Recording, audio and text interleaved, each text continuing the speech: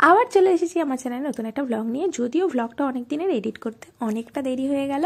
তো দেরি হয়েছে তো কী হয়েছে, তোমাদের সাথে শেয়ার করবো না সেটা তো হতে পারে না। এটা হচ্ছে হাওড়া ফুলমেলা, যেটা হয়েছিল আমাদের বাড়ির আশেপাশেই, মানে বিজয়ানন্দ পার্কে। তো ওখানেই গিয়েছিলাম। যেদিন আমরা চিড়িয়াখানায় গিয়েছিলাম সেদিন সন্ধ্যাবেলা কোথায় যাব করতে করতে দেখলাম, মনে পড়ে গেল যে মেলাটা তো ওপেন হয়েছে, চলো মেলায় তো যেতেই হবে। ফুল ফল সবজি অনেক কিছু গাছের প্রদর্শনী হয় এখানে, সেটা তো দেখতে হবে। ভিড় তো দেখতেই পাচ্ছ। কিন্তু আমি এই প্রথম ফুল মেলায় গেলাম, আর গিয়ে দেখলাম খাবারের দোকানও কিন্তু অনেক হয়েছিল। কিন্তু না, আমরা ঠিক করেছিলাম যে এখানে আমরা কিছু খাবো না, রাত্রে একবারে কোনো রেস্টুরেন্টে ডিনার করে তারপর বাড়ি ঢুকবো। তাই আর আমরা সন্ধ্যেবেলা এটা ওটা খাইনি, যদিও খেয়ে এসেছিলাম কলকাতা থেকে, এখানে এসে আর ওই জন্য মেলায় কিছু খাইনি। আর এই দেখো, তোমাদের সাথে এবার ফুলের ছবিগুলো শেয়ার করি। আমাদের থোবড়া দেখে আর কী হবে বলো, এই তো দাঁত বের করা থোবড়া। এই যে সৌরভ দেখতেই পাচ্ছ, ক্যামেরা অন করে এবার দাঁত দেখাবে, চুল দেখাবে, গাল দেখাবে, আমাকে দেখাবে, ছেলেকে দেখাবে। এগুলো দেখে কিন্তু কোনো লাভ নেই। আজকে চলো নতুন নতুন অনেক রকমের ফুল দেখি, যে ফুলগুলোর অর্ধেকের বেশি নাম আমি জানি না সত্যি বলতে। শুধু ফুলের ফটোগুলোই তোমাদের সাথে শেয়ার করছি। যদি তোমরা জেনে থাকো অবশ্যই আমাকে কমেন্ট করে নামগুলো জানিও। আর ওদিকে কিন্তু যে স্টেজটা হয়েছিল সেখানে বেশ ভালো প্রোগ্রাম হচ্ছিল, ওইদিকেও যথেষ্ট পরিমাণে ভিড় ছিল, আর এইদিকে তো ভিড় ছিলই।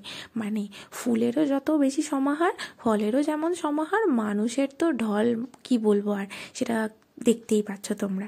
মানে প্রচুর মানুষ এসেছিলো, প্রচুর ভিড় ছিল। আর সত্যি বলতে না, আমি এই প্রথম এই বছর ফুল মেলায় গেলাম। ফুল মেলায় নিয়ে চলো নিয়ে চলো নিয়ে চলো বহুবার প্রতি বছরই বলি, প্রতি বছরই এই সময় হয়, 12ই জানুয়ারি 13, 14 এরকম সময়টা করে হয়, কিন্তু আমাকে কোনো বছরই নিয়ে যায় না। কিন্তু এবছর সুযোগ তো হয়েছে যখন আমি যাব।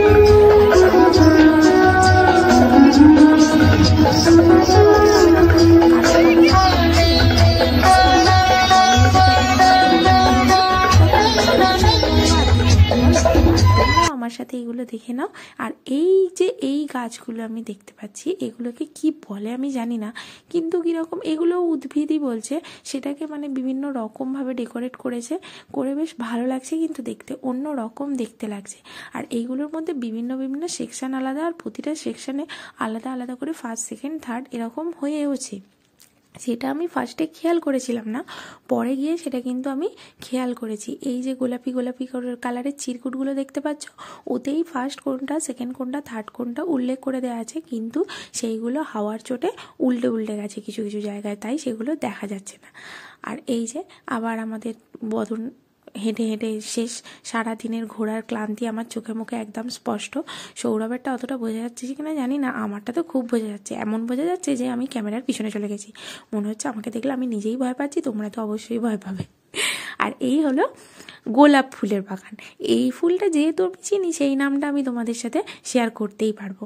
আর গোলাপ ফুলের গাছগুলো, ফুলগুলো এত বড় বড় হয়েছিল না, ভাবারও পারে। আর এই ফুলগুলো দেখো, আমি একটা গাছের মানে এত ফুল হয়েছে, পাতা দেখা যাচ্ছে না, শুধু ফুলই ফুল ফুলই ফুল। মানে নিজের চোখে তো নিজের চোখকেই আমি বিশ্বাস করতে পারছিলাম না যে এরকমও হতে পারে যে গাছে শুধু ফুলই ফুল দেখা যাচ্ছে। আর এই গোলাপ গাছটা যেটা দেখতে পাচ্ছ, এই গোলাপ গাছটা আমি দেখলাম যে ফার্স্ট প্রাইজ পেয়েছে, মানে এটা ফার্স্ট হয়েছে।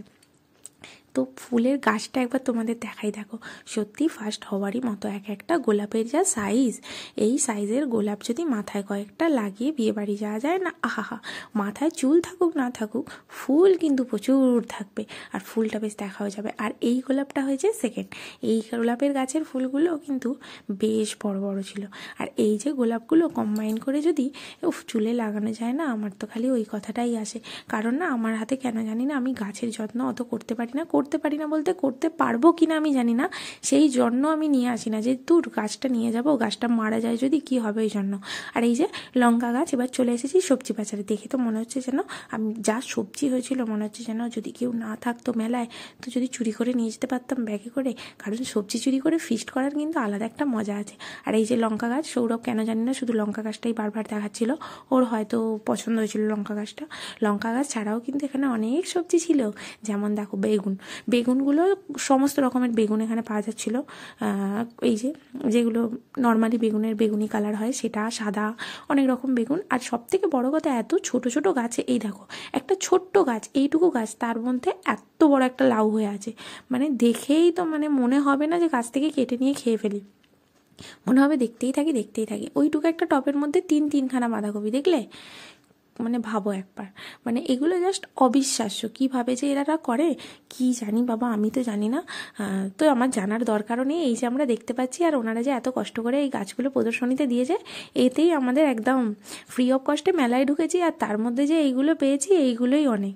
সৌরভ তখন ওটাই বলছে যে আমি নাকি বলছিলাম যে যদি চুরি করতে পারতাম ভালো হতো, ওটাই বলছে, কিন্তু সেই সময় গান চলছিল তো তাই কথাটা আর দেয়া হয়ে ওঠেনি। আর এই দেখো কমলা লেবু, কোনো বাজারে যদি বোধহয় এত কমলা লেবু থাকে না, একটা মানে গাছে যা কমলা লেবু হয়ে আছে। আর পাশে বাতাবি লেবু গাছটা ছিল, ওটাতেও বেশ অনেক বাতাবি লেবু হয়েছে। আর এই কমলা লেবু গাছটা দেখে আমি এইটাই ভাবছিলাম যে কোনো কোনো টলিওয়ালা যে ফলগুলো নিয়ে আসে তাদের টলিতে এত কমলা লেবু থাকে না। আর যেমন কালার কম্বিনেশন আর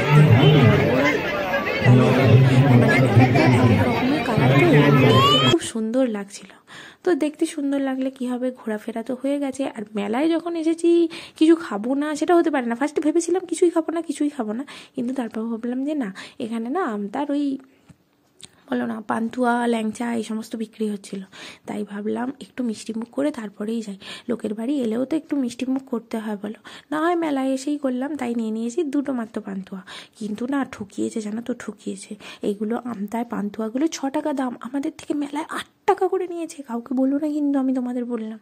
যাই হোক, খেয়ে দিয়ে চলে এসেছি এই যে বাইকটা নিতে। এটা হচ্ছে সৌরভের বাচ্চাবেলাকার স্কুল, মানে রামকৃষ্ণ স্কুল। এই স্কুলেই সৌরভ পড়তো ছোট্টবেলায়। আর বুবুর কানপাট্টাটা আমিই পরে নিয়েছি, কারণ আমি টুপি নিয়ে গেছিলাম না, আর বেশ ঠান্ডা লাগছিল, ওই জন্য বুবুকে টুপি পরিয়ে দিয়েছি, আর আমি ওটা মাথায় দিয়ে দিয়েছি। সেটার জন্য আবার যেন আমাকে কেউ কমেন্ট করো না বাজে বাজে, বা মনে মনেও ভেবো না কিন্তু। হ্যাঁ, এগুলো অনেকেই পরে, আমি কি বুড়ি হয়ে গেছি এতটাই? আর দেখো কাজলটাও ঘেটে গেছে, ওই জন্য ভাবলাম ক্যামেরা দেখেই ঠিক করে নিই। ক্যামেরাটাই যখন চোখের সামনে পেয়েছি ওটা দেখেই ঠিক করে নিই। সাজতে তো যেখানে সেখানেই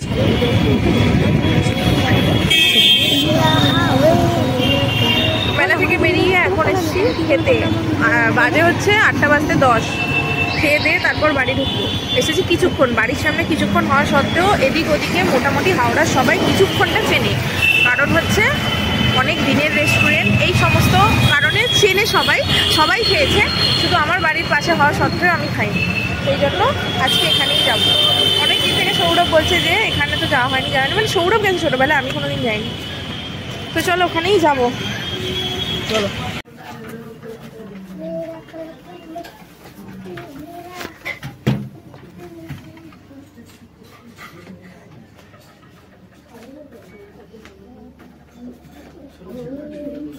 কর্নারে বসো, চলো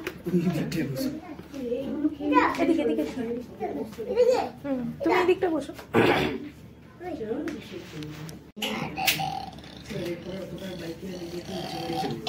এসে আগে ওয়াশরুম গিয়েছিলাম, ওয়াশরুম গিয়ে মুখটা ভালো করে পরিষ্কার করেছি, আর ওই যে ওকে মুখ হাত ধুয়ে নিয়ে এসেছি। সৌরভও ফ্রেশ হয়ে এসে ফ্রেশ মুখে চোখে যেই জলটা দিয়েছে, আমার মনে হচ্ছে এখন আমি না খেয়েও ঘুমিয়ে পড়তে পারবো।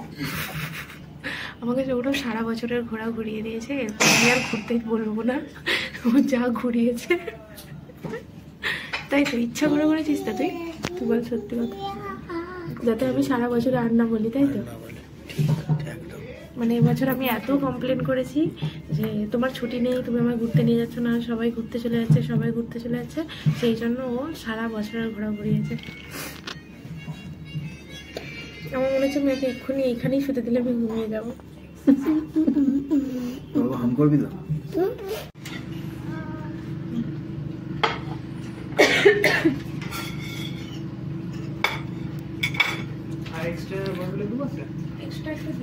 একটা ছোট দিয়ে দাও না, আর স্যালাডটা দিও। হ্যাঁ,